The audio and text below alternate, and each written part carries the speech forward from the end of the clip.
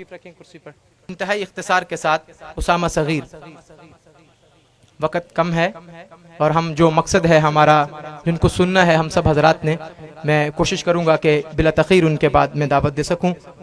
اسامہ صغیر۔ بسم اللہ الرحمن الرحیم۔ آج میں حیران ہوں، دل مضطرب و بے قرار ہے، طبیعت میں ہلچل ہے، میری سوچ تصادم کا شکار ہے، میری فکر الجھنوں میں مبتلا ہے، کیونکہ میں سمجھ نہیں پا رہا کہ میں خوش ہوں یا خوف زدہ، اور یہ دونوں باتیں میں آپ حضرات کے سامنے رکھنا چاہتا ہوں، مگر میری گزارش ہے کہ میرے صدا کو ایک شور نہ سمجھا جائے، میرے الفاظ کو محض تقریر کا نام نہ دیا جائے، میرے خیالات کو اس تقریب کا رسمی حصہ نہ کہا جائے۔ زیادہ پرانی بات نہیں کہ مجھے میرے والدین نے ایک مدرسہ میں داخل کروایا تھا۔ میں نے پوچھا ہوگا کیوں، تو مجھے یاد ہے کہ مجھے بتلایا گیا تھا کہ آپ حافظ قرآن بنیں گے، اور آپ کی بدولت والدین کو اللہ تعالیٰ قیامت کے روز ایک اعزازی تاج پہنائیں گے، جس کی روشنی 14ویں کے چاند سے بھی زیادہ ہوگی۔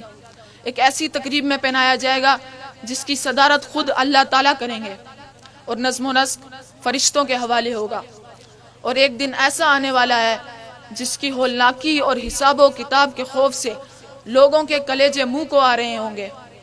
کسی رشتے کو رشتے کا، دوست کو دوست کا خیال نہ ہوگا، ماں کو بیٹے اور بیٹے کو ماں کی پرواہ نہ ہوگی۔ ایسے نفسا نفسی کے عالم میں ایک گوشہ میں ایک جماعت ہوگی جو ان تمام آفتوں سے محفوظ اور بے خبر ہوگی، اور خدا سے اس پروانے کی منتظر ہوگی کہ اب تو اس قرآن کو پڑھتا جا اور اپنی منزل پہ چڑھتا جا۔ آپ بھی اس جماعت کا حصہ ہوں گے۔ مجھے یہ بھی بتایا گیا تھا کہ آپ 10 واجب النار لوگوں کے لیے سہارا بنیں گے۔ میرا ایمان ہے کہ اللہ تعالیٰ کے احکامات سچ، میرے نبی صلی اللہ علیہ وآلہ وسلم کے فرامین سچ، اور میرے والدین کی بتائی ہوئی باتیں 100% ٹھیک ہیں۔ دعا ہے کہ اللہ تعالیٰ یہ تمام فضیلتیں مجھے، میرے والدین اور تمام حاضرین کو عطا فرمائے۔ آج جب میں الف لام میم سے لے کر والناس تک 30 پاروں کو اپنے اندر سمو چکا ہوں، تو اتنی بڑی خوشی اور اعزازات کے باوجود اپنے دل کے کسی گوشہ میں خوف بھی محسوس کر رہا ہوں۔ خوف اس بات کا کہ جب میں اپنے ہم عمروں میں بیٹھوں گا اور مجھے ان جیسی انگریزی بولنی نہیں آئے گی تو مجھے وقت ضائع کرنے کا طعنہ دیا جائے گا۔ خوف اس بات کا کہ جب میرے اسکول امتحانات میں خلاف توقع نمبر آئیں گے اور کہا لگا کر حافظوں کا مذاق اڑایا جائے گا۔ خوف اس بات کا کہ کسی فنکشن میں میرے سر پر ٹوپی اور ٹخنوں سے اوپر شلوار دیکھ کر مجھے پینڈو کہہ کر میرے لباس پر پھپتیاں کسی جائیں گی۔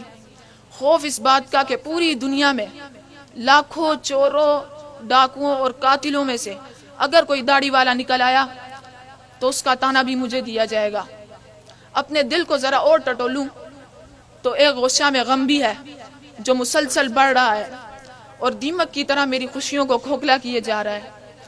غم یہ ہے کہ آج سے میرا شمار ان لوگوں میں ہونے لگے گا جسے پاکستان کا ہر بڑا چھوٹا، ان پڑھ، جاہل، دقیانوس، قدامت پسند، رجعت پسند، شدت پسند، انتہا پسند، تفرقہ باز جیسے بدبودار الفاظ بڑی آسانی سے کہہ ڈالتا ہے۔ دل کے چھوٹے سے لوتھڑے میں جہاں ایک گوشے میں خوف ہی خوف ہو اور دوسرے گوشے میں غم منڈلا رہا ہو، وہ خوشیوں کا بسیرا کیسے ہوگا؟ میں نے جب بھی خوش ہونا چاہا تو خوف اور غم نے میری مسکراہٹوں کو اجاڑ کر رکھ دیا، کیونکہ نام نہاد روشن خیال طبقہ جو رزق کی فراوانی یا پھر ذاتی دلچسپی کے باعث روزانہ الیکٹرانک میڈیا سے مستفید ہو کر اپنے علم میں اضافے کے ساتھ ساتھ ان کی معلومات پر یقین محکم بھی رکھتا ہے، ان کی نظر کرم میں صرف دہشت گرد ہی نہیں بلکہ تمام موجودہ ملکی مسائل اور ترقی کی راہ میں رکاوٹ میں اور میرے ہم نوا ہیں۔ اگر آپ حضرات کی اجازت ہو اور دل پر ہاتھ رکھ کر سن سکیں تو میں یہاں تک بھی کہنے کی جسارت کروں گا کہ داڑھی مولوی اور حافظ قرآن کے بارے میں ہمارے ہی خیالات نے اسلامی جمہوریہ پاکستان میں ایک غیر مسلم قوم کو اس قدر موقع فراہم کیا کہ انہوں نے ایک نہتے بے قصور پر اس لیے ڈنڈے برسائے کیونکہ وہ دیندار ہے۔ رسیوں سے باندھ کر ننگے جسم کو سر عام گھسیٹا کہ اس کے چہرے پہ سنت رسول ہے. جسم پر تیل چھڑک کر خاکستر ٹکڑوں کو ڈنڈوں کی نوک سے آسمان کی طرف اچھالتے رہے کہ اس پہ دین اسلام کی تبلیغ کا بھی الزام ہے. جلی ہوئی لاش کو ٹھڈے مارے کیونکہ وہ حافظ قرآن ہے. میں آپ حضرات کے سامنے رسمی تقریر نہیں بلکہ اپنے مہمانی خصوصی کی خدمت میں اپنے اضطراب پیش کرنا چاہتا ہوں کہ حضرت مجھے سمجھائیے، کیا واقعی ہم دقیانوس ہیں؟ کیا ہم بنیاد پرست ہیں؟ کیا شلوار ٹخنوں سے اوپر رکھنا قدامت پسندی ہے؟ کیا سر پر ٹوپی اسلامی لباس کا حصہ نہیں؟ اگر کسی مجرم کی داڑھی ہو تو اس کا تانے کا حقدار بھی میں ہوں. کیا دینی تعلیم کے بعد نام نہاد روشن خیالوں کو چھٹی حس کے ذریعے ہمارے جسم میں کوئی رد و بدل نظر آتا ہے؟ اگر میں سنت کے مطابق لباس پہنوں تو کیا انگریزی لباس میں ملبوس میرے نبی کی لباس کی تحقیر و تصحیح کر سکتے ہیں؟